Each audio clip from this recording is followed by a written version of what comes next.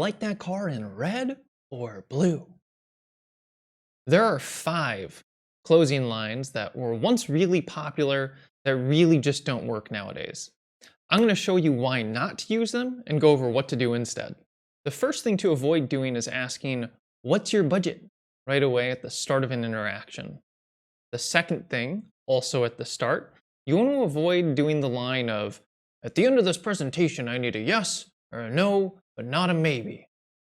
The third line to avoid is more so for appointment setting, but it's saying, "Does Thursday at 2 o'clock or 3:30 work better for you?" The fourth line to avoid is, of course, the red or blue, the hard assumptive close. The fifth thing to avoid is discounting price. When someone says that's too much money, doing a slash the price special. Now I know after saying those 5 lines, some of you already have left this video, you're out and you completely disagree with me. But let me go into why. First, the budget question. I know that that's an important question that you have to ask in order to qualify your prospects. I'm not saying you shouldn't ask it, but I'm saying how you ask it is very important. The reason that you want to go over this the right way is because nowadays people are conditioned to not talk about their salaries, to not talk about their money. Workplaces even tell you not to discuss compensation with other people. And think about how many people do you know that are not comfortable discussing their exact detailed financial situation. If you ask the question of what's your budget straight out, it will make people feel uncomfortable. You need to find a way to soften that question, which I'll go into in just a second. But before we get into how to handle the budget scenario, let's chat real quick about the "give me a yes, give me a no, but don't give me a maybe or an I'll think about it" line. The first time I heard that, it was all about eliminating at the end of the sales call the objection of, "I want to think about it," or "I'll get back to you." And while that is an objection that you do want to eliminate, what I found is that most people hear the cool line and then end up misusing it. They get to the end and they're like, "Well, you said earlier you'd give me a yes or a no. You can't say maybe now." Guys, no one on the face of the planet is going to get to the end and be like, "Oh, you're right, you got me. I guess it's a yes." All that does is it puts pressure on people and it makes them uncomfortable saying maybe. And by the way, maybe is where everyone's going to be at the end of a call. There's going to be things that they like about your service or product, but they're going to have questions or concerns. If you make them uncomfortable with a maybe, you're going to make them uncomfortable expressing their maybe, expressing their objections, and not letting you handle them. You will lose sales if you use the yes, no, or maybe line the wrong way. So, how do you do it? Well, the right way to do it actually handles both the budget and the yes, no, or the maybe at the same time at the start of the call. It qualifies your prospect and helps you close at the end. All right, and so here's what it's going to sound like when it's done properly. All right, so Mr. Prospect, let's say that I tell you all about us and I tell you about what we do. If you thought that it was a fit, that it had everything you were looking for, and that you thought we could help you solve problem X, would you be in a position to invest Y amount to solve that problem today? Now, after hearing that line, I'm sure you can tell that's a line you're going to use after you go through the discovery process with your prospect. After you learn about their situation, what's important to them, what problem is it that they're trying to solve. Now, I know that this is a little bit backwards. Some of you may have heard that you want to ask the budget question first. But the reason you don't want to do that is because a lot of people compare sales to dating, right? Could you imagine going on a first date and you introduce yourself and you say, "Hi, my name's Darren Schrader. How much money do you make?" Obviously, that's going to repel a lot of people right off the bat. You want to build a little bit of rapport with them first by asking these kinds of questions to learn about their situation before you ask about the budget question. The third really common line that you definitely want to avoid is offering up 2 different times.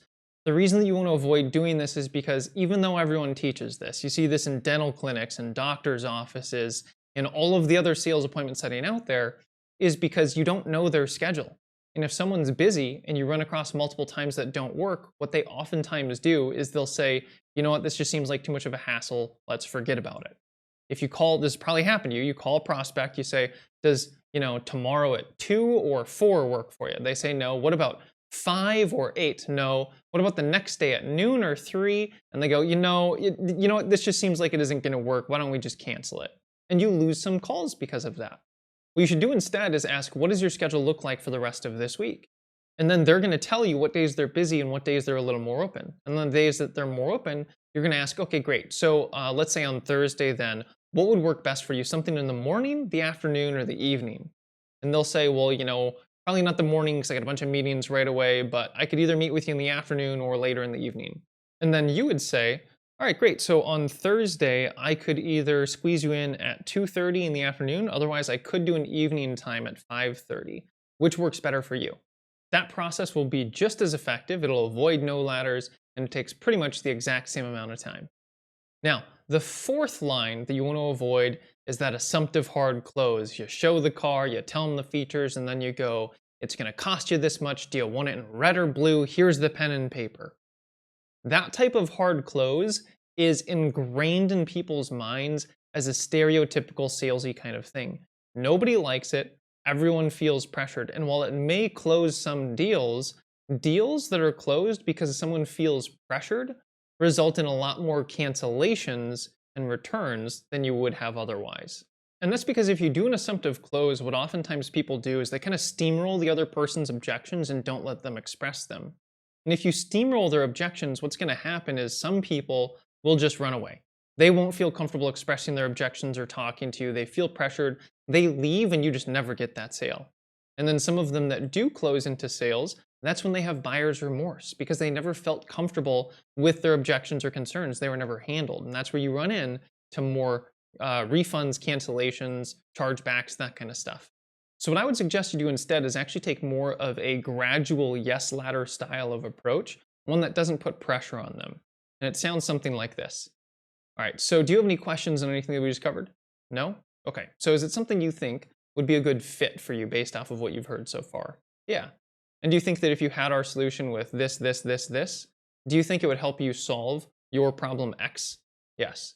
And you mentioned earlier that solving that problem is a priority for you right now. Is that correct? Yes. Okay, great. Well, I think the last thing that we have not talked about then actually is just the price.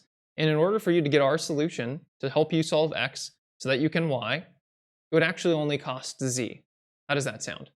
And the reason that this process works so well is not because of this like psychology trick of the yes ladder, but it's because what you're doing is you're literally funneling them through the process of making a decision and saying yes, and you're doing it before you tell them the price and ask for the order. Because I found that something funny happens in sales. You've probably experienced this too. Once you ask for the order and tell them the price, people start to get a little defensive. Their guard goes up. They become a little bit combative. They'll listen to you less. So if you can handle all of these objections in advance, they're going to be more open to it. So when you ask, does that sound like it's something that would be a good fit? And when you ask, do you think that it would solve your problem? Any issues they have, questions or concerns, they'll be able to share them. You can handle them before asking. And then when you tell them the price and you ask, how does that sound? You'll know if they're ready to buy or not. If they're ready to buy, they'll say, sounds pretty good, sounds good. If they're not so sure yet, they'll hum and haw about it a little bit. And again, it's an opportunity to answer any questions, handle any last minute objections before you ask for the order. And once they say, yes, it sounds good, asking for the order is really easy. They say, yeah, that sounds good. And you go, all right, great. Should we go and get that started for you today then? Now, the fifth thing was offering discounts or deals. And I know that a lot of salespeople, you're not sure how else to get the business when people say that's too much money or I can't afford it and you offer a discount. But the reason that you really, really don't want to do this is because if you offer a discounted price, you changed the price. If you change the price, as a consumer, I don't trust you anymore. Because how do I know that new price you said is the correct price? What if I can get a lower price? What if I can get a better deal? It shifts the focus from the value of the product to the changing price of the deal, which you don't want to do. I've actually found that by not discounting, I had higher level of trust and I was perceived at a higher quality. So I actually sold more frequently and at higher commissions when I stopped offering discounts. A great example of this is I recently bought a weighted blanket for my girlfriend. The weighted blanket was from a company called Barabee, and I saw they don't do price discounts. They don't do sales. 4th of July, Black Friday, nope, they don't do sales. I had full confidence that I was getting it at a good price, I was getting a good deal. So instead of discounting prices, what you should do is offer what's called a first call special. And the first call special basically means that they get a special deal if they decide to buy on the very first time that you present your product to them. So this is whenever you do your official pitch.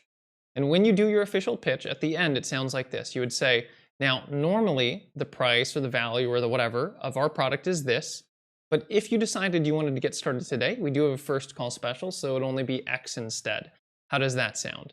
Now, if you know anyone who is still asking the budget question at the very beginning, using the yes, no, but not a maybe line, anyone who's asking for two different times, doing the red versus blue assumptive close, or anyone who's still offering discounts on their prices in order to get the deal, then share this video over to them because it'll help them out too. Other than that, I hope you have a great rest of the day, and we'll see you soon.